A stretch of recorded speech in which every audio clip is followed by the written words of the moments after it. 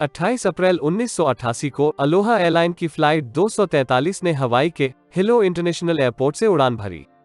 आसमान साफ होने के साथ सारी कंडीशन ठीक थी, पर टेक ऑफ के कुछ ही मिनट बाद एक बड़ा धमाका हुआ। उसने प्लेन के छत का एक हिस्सा उड़ा दिया। इसके बाद पैसेंजर और केबिन क्रू घबराने लगे, यह सोचते हुए कि बिना छत के अब हम सब आसमान में खींचे चले जाएंगे।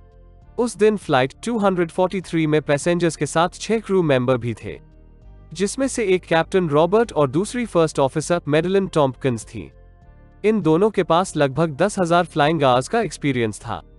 इंस्पेक्शन में कुछ भी डिफेक्ट नहीं पाया गया था और प्लेन की हाल ही में बोइंग की सर्विसिंग कराई गई थी। हालांकि प्लेन में चढ़ने से पहले एक पैसेंजर ने प्लेन के आगे के हिस्से में एक बड़ा सा क्रैक देखा, पर उसे लगा कि शायद स्टाफ को इसके बारे में पता होगा और उसने यह बात किसी को नहीं बताई। और इसके तुरंत बाद प्लेन ने टेक ऑफ कर लिया और वो ऐसे ही हवा में उड़ता रहा। और जब वो प्लेन 24,000 फीट की ऊंचाई में पहुंचा तब वो जोरदार धमाका सुनाई दिया। फर्स्ट ऑफिसर मैडेलिन ने एक जोरदार झटका महसूस किया और पीछे मुड़कर देखा तो केबिन को अलग करने वाला दरवाजा ही गायब था। उन्हें पता चला कि फर्स्ट क्लास के केबिन की छत उड़ गई है और उस केबिन में लोग बहुत ज्यादा डर चुके हैं। छत के अलग होते ही केबिन में डिकम्प्रेशन शुरू हो गया और हवाएं 300 मील प्रति घंटे की रफ्तार से छत को फाड़ने लगी। प्लेन्स में ऐसा सिस्टम होता है जिससे यात्रियों को ऑक्सीजन मिलती रहे और इतनी ऊंचाई में हो रही कड़ाके की ठंड से बचाती हैं। पर जैसे ही यह छत उड़ी उसके साथ वो सब चीजें भी खत्म हो गई और यात्रियों के साथ साथ क्रू की भी जिंदगी खतरे में पड़ गई। वहां कॉकपिट में पायलट्स को लग गया कि कंट्रोल ढीले पड़ गए हैं और उन्होंने तुरंत एयरपोर्ट कंट्रोल से कांटेक्ट किया कि उन्हें माउई में इमरजेंसी लैंडिंग करनी पड़ेगी, पर कॉकपिट में इतना शोर था कि वहां से कांटेक्ट नहीं हो पाया। इसके बाद पायलट्स ने एक दूसरे को सिग्नल देते हुए तुरंत प्लेन को कम हाइट में लाने का फैसला किया। देखते ही देखते फ्लाइट 14,000 फीट तक ड्रॉप कर गई और फर्स्ट ऑफिसर टॉम्पकिंस का कांटेक्ट इमरजेंसी चैनल से माउई में हो गया और उन्होंने वहां इमरजेंसी लैंडिंग के साथ ही मेडिकल इक्विपमेंट्स की हेल्प मांगी। फ्लाइट जैसे जैसे नीचे जा रही थी, ऑक्सीजन की कमी से फर्स्ट क्लास के पैसेंजर्स का दम घुट रहा था। पायलट्स ने प्लेन को 2000 फीट के नीचे पहुंचकर प्लेन की स्पीड कम की, तब जाकर फर्स्ट क्लास के पैसेंजर सांस ले पाए। जैसे जैसे प्लेन रनवे की तरफ जा रहा था, पायलट्स को यह समझ आ गया कि उनका प्लेन पर ज्यादा कंट्रोल नहीं बचा है। इस वक्त वह 190 नॉट्स की स्पीड से जा रहे थे, पर उन्हें असल में 130 नॉट्स की स्पीड से प्लेन को लैंड कराना था। अब उनके पास दो ऑप्शन थे, या तो हवा में ही प्लेन का कंट्रोल खो दें या फिर इसी स्पीड के साथ प्लेन को लैंड कराएं और क्रैश होने का रिस्क ले। पायलट ने बिना वक्त गवाए टॉम्पकिंस को लैंडिंग गियर नीचे करने का ऑर्डर दिया, पर एक दिक्कत और थी, सामने के लैंडिंग गियर की ग्रीन लाइट नहीं चल रही थी। सिस्टम को मैनुअली ऑपरेट करने के बाद भी कोई फर्क नहीं पड़ा। अब पायलट ने प्लेन को लैंड करना शुरू कर दिया। उनकी किस्मत से लैंडिंग गियर पहले ही नीचे आ चुका था और इतनी ज्यादा स्पीड में दोनों पायलट ने सक्सेसफुली प्लेन को लैंड करा दिया। 89 पैसेंजर्स के क्रू में से 65 इंजर्ड थे, जिसमें से 8 सीरियसली इंजर्ड और 1 की मौत हो गई। असल में उस प्लेन में हुआ क्या था? प्लेन की च्यू से लार्ज स्किन लगभग 2.5 मिलीमीटर मोटी होती है, जो लगभग 2 क्रेडिट कार्ड की मोटाई के बराबर है, और यह छोटे छोटे पैनल्स में नट बोल्ट की मदद से एक साथ जोड़े जाते हैं और इन्हीं ओवरलैप जॉइंट पर स्किन कमजोर होती है। इन्वेस्टिगेटर्स को किसी एक जगह पर शक हुआ कि शायद इसी जगह से पहला छेद बना होगा, और जब बाद में उस पैसेंजर का इंटरव्यू लिया गया तो उसने बिल्कुल वही जगह बताई जहां इन्वेस्टिगेटर्स को शक था। तो ऐसा कैसे हुआ कि 2 इन्वेस्टिगेटिंग ऑफिसर्स के चेक करने के बाद भी प्लेन में इतनी बड़ी गलती पाई गई? जांच के बाद यह पता चला कि मेंटेनेंस कॉस्ट को बचाने के लिए एविएशन एडमिनिस्ट्रेशन ने इन्वेस्टिगेटिंग ऑफिसर्स को बस उन जगह पर चेक करने के लिए बोला जो फ्यूजलाज के पास थी। हालांकि वो एयरक्राफ्ट 35,496 घंटे की उड़ान पूरी कर चुका था और वो लगातार समुद्र के ऊपर नमी में ऑपरेट कर रहा था। फिर भी अलोहा एयरलाइंस को उस प्लेन के इंस्पेक्शन करने की जरूरत नहीं दिखाई दी। यह हादसा इतना खतरनाक था कि यूएस गवर्नमेंट ने इससे सीख लेकर पुराने जितने भी वर्किंग एयरक्राफ्ट थे उन सभी को फिर से इंस्पेक्शन के लिए भेजा। फ्लाइट 243 का हादसा और बुरा हो सकता था अगर उसका क्रू जल्दी कोई एक्शन नहीं लेता तो। ऐसी ही नॉलेजेबल चीजों के लिए सब्सक्राइब करें हमारे इस चैनल को और बेल आइकॉन दबाना न भूलें। ब्रिटिश एयरवेज फ्लाइट 5390 रेशियो 8 जून 1990 को एक ब्रिटिश फ्लाइट ने 81 पैसेंजर्स और 6 क्रू मेंबर्स को लेकर बर्मिंघम से मलागा के लिए उड़ान भरी। जिसमें को पायलट एलिस्टर एचनसन और पायलट टिमोथी लैंकास्टर थे। जब उन्होंने एयरप्लेन 17,000 फीट की ऊंचाई पर पहुंचाया, तब अनाउंसमेंट कर दिया कि खाना तैयार कर दिया जाए। इसके बाद क्रू मेंबर्स में से नाइजल आया और खाने के लिए पूछा, और ठीक उसी समय कॉकपिट के बाईं तरफ के 2 विंड पैनल अचानक से टूट गए और इसी के साथ प्लेन में जबरदस्त डिकम्प्रेशन होने लगा। उस वक्त जो भी चीज बंधी हुई नहीं थी, वो सब उस खिड़की से बाहर की तरफ उड़ने लगी, और उसी के साथ कैप्टन लैंकास्टर भी खिड़की से बाहर खींचते हुए जाने लगे। यह हवा का प्रेशर इतना जबरदस्त था कि उसने कॉकपिट के दरवाजे को उसकी जगह से उखाड़ते हुए कंट्रोल पैनल में लाकर दे पटका, और इसके बाद वो सारे जरूरी कंट्रोल्स उस दरवाजे की वजह से छुप गए। कैप्टन लैंकास्टर अभी बस पैर कंट्रोल पैनल में फंसे होने की वजह से बचे थे, पर कंट्रोल पैनल में खींचने की वजह से ऑटो पायलट डिस्कनेक्ट हो गया। प्लेन नीचे की तरफ नोज डाइव करने लगा। कैप्टन टिमोथी अब उस प्लेन का कंट्रोल नहीं ले पा रहे थे और उन्होंने एक मेडे कॉल कर दी। उन्होंने जैसे तैसे प्लेन को कंट्रोल में लिया और ट्रैफिक कंट्रोल को कांटेक्ट किया, जिन्होंने उसे साउथहैम्पटन एयरपोर्ट जाने का रास्ता बताया।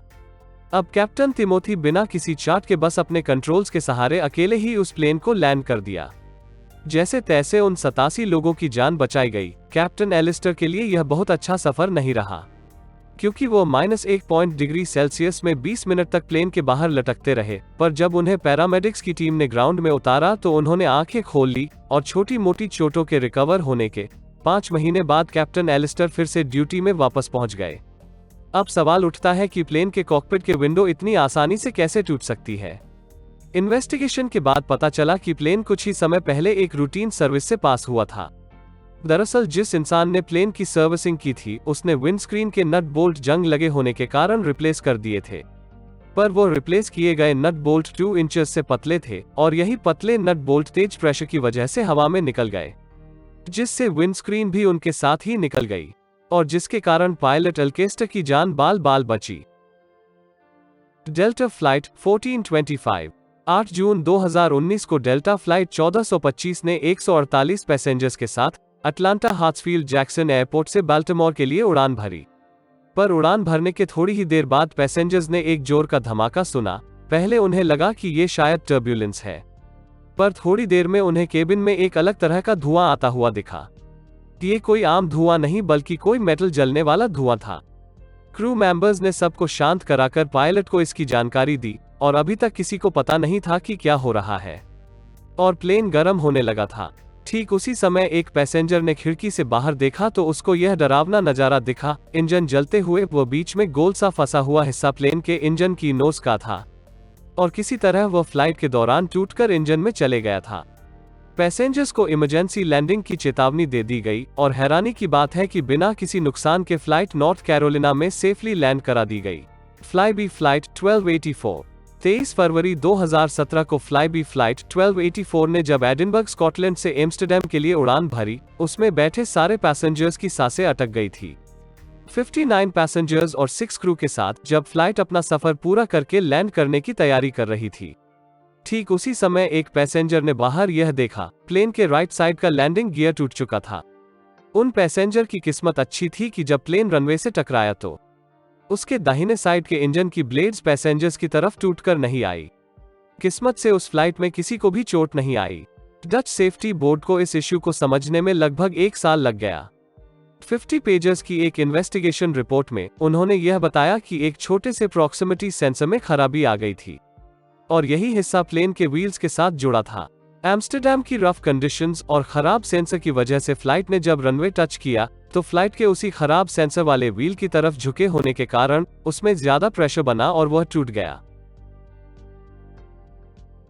Splash landing. इमरजेंसी में वैसे तो पैसेंजर प्लेन को खराब होने के बाद रनवे में लैंड कराना बहुत मुश्किल है, पर उससे भी ज्यादा मुश्किल है जब आप एक वर्ल्ड वॉर 2 का पुराना प्लेन चला रहे हो और उसका इंजन कट ऑफ हो जाए, वो भी जब आप ठीक पानी के ऊपर हो। अप्रैल 2021 में फ्लोरिडा का कोको बीच एयर शो बहुत जोर शोरों से बनाया जा रहा था।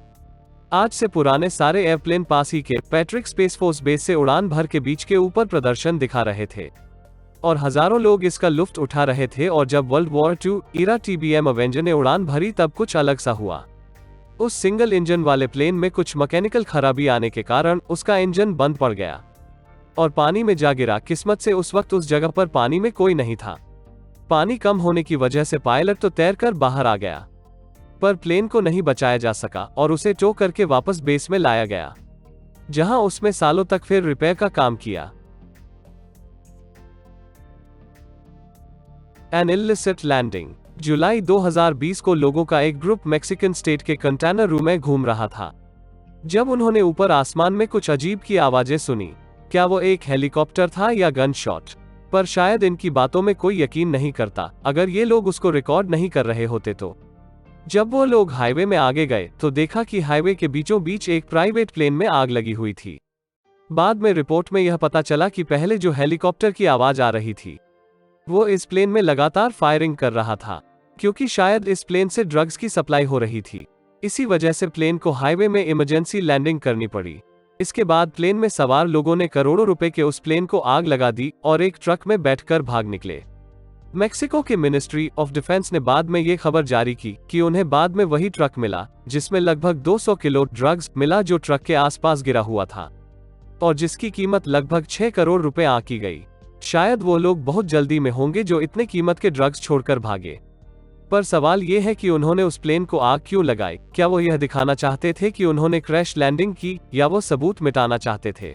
Small plane big highway. अप्रैल 2020 को मैथ्यू लेक्रेक क्वेबेक कनाडा के बिजी हाईवे 40 में ड्राइव कर रहे थे, जब उन्होंने एक बड़ी अनोखी घटना होते हुए देखी और वो उसे रिकॉर्ड करने लग गए। उन्होंने देखा कि एक लाइट एयरक्राफ्ट हाईवे में कार्स के बिल्कुल पास खतरनाक तरीके से ठीक उनके ऊपर उड़ रहा है। इसके बाद बिना किसी वार्निंग के एयरक्राफ्ट चलते ट्रैफिक के बीच में लैंड करने लगा। असल में इस एयरक्राफ्ट ने थोड़ी देर पहले ही पास के एक एयर स्ट्रिप से उड़ान भरी, पर इंजन में कुछ खराबी आने के कारण पायलट ने वापस मुड़ना चाहा। कंडीशंस अचानक से और ज्यादा बिगड़ने लगी और उसने एयर ट्रैफिक कंट्रोलर से कांटेक्ट किया। उन्होंने ही उसे हाईवे में लैंड करने का सुझाव दिया, जिसके बाद पायलट ने इमरजेंसी लैंडिंग की। इसके बाद इमरजेंसी सर्विसेज को बुलाया गया और थैंकफुली किसी को चोट नहीं आई। तो हम जल्द ही आएंगे नई वीडियो के साथ। लाइक और सब्सक्राइब करना ना भूलें और बेल आइकॉन को दबा लें। Thanks for watching.